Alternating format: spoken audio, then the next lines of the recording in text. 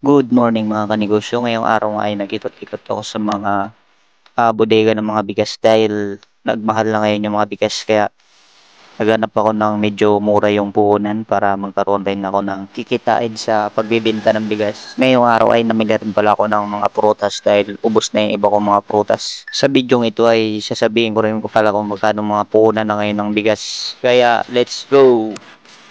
Hello guys, ngayong umaga nga pala ay may nagbili agad sa atin ng 5 sakong 25 kilos kaya masaya tayong aalis ngayon. Chinik ko na rin pala yung mga stock ko ng mga prutas kung ano yung bibilhin ko. Kaya meron pa naman ako mga apple at orange. Bibili sana ako ng grapes kaso medyo matrabaho kapag grapes yung tinitinda ko. Ito nga't palabas na ako ng tindahan at medyo masaya dahil nabilihan agad tayo ngayong umaga. Bago pala ako bumaba sa bayan ay dinaanan ko muna yung tindahan ng kuya ko. Ito nga pala yung pamangkin ko, sobrang kulit niyan. Meron rin pala siya dito mga orange at apple. Yan. Dumaan rin pala ako sa nabilhan ko ng motor dito sa Suzuki para magpa-change oil ng motor ko dahil almost 1.5 months na tong walang change oil. Kaya pinan-change oil ko muna.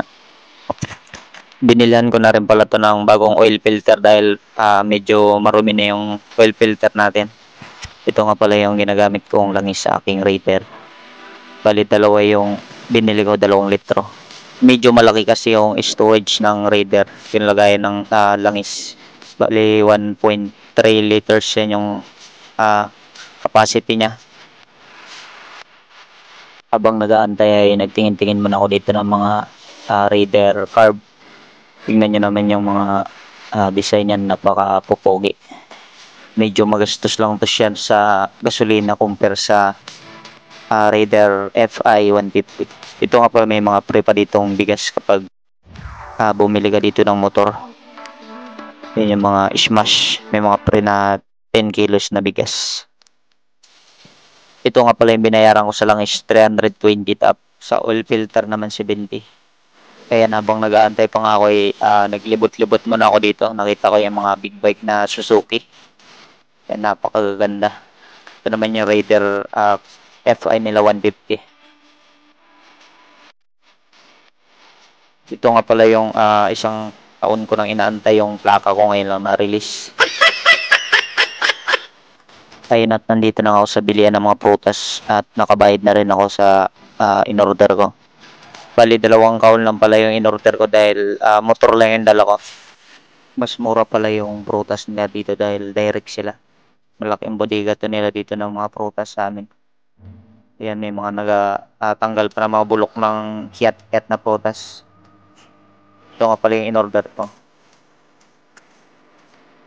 Tapos yung isang kahon naman ay sugar kyat, yan na mas malalaki.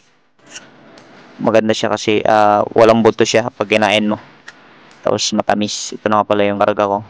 Kumain muna ako sa bilihan ng mga bigas dahil tumaas nga daw ngayon yung mga puhunan sa bigas. Kaya nag-ikot-ikot muna akong saan yung mas may mababang binta para makapick up ako. Kaya na nga chinecheck ko muna yung mga butil kung maganda nga yung butil.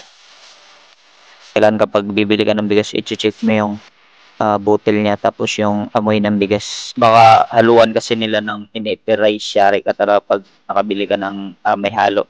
Magreklamo yung customer. Ito na nga pala yung bagong presyo ngayon ng mga bigas yung puhunan niya. Well milled rice or HQ. Tumaas siya, nakaraan ang puhunan lang niyan is 1.1. Ito naman pala yung isang klaseng HQ, 1 to 30 yung 25 kilos. Mas maganda yung butil niya. Tapos mas malalaki yung butil niya kaya maganda tong bigas na to. Wala naman siyang durog. Dito naman pala yung imported Dasmin. Yan. Ang puhunan niya ay 1,470.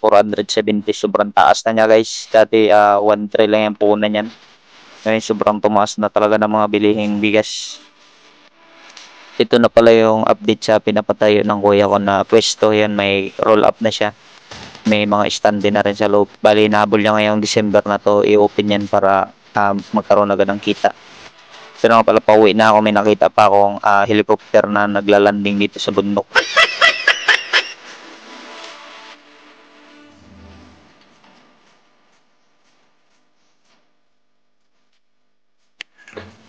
Yan nga pala yung dala kong prutas. Chinek ko muna kung okay pa siya. Baka kasi malaglag sa biyahe.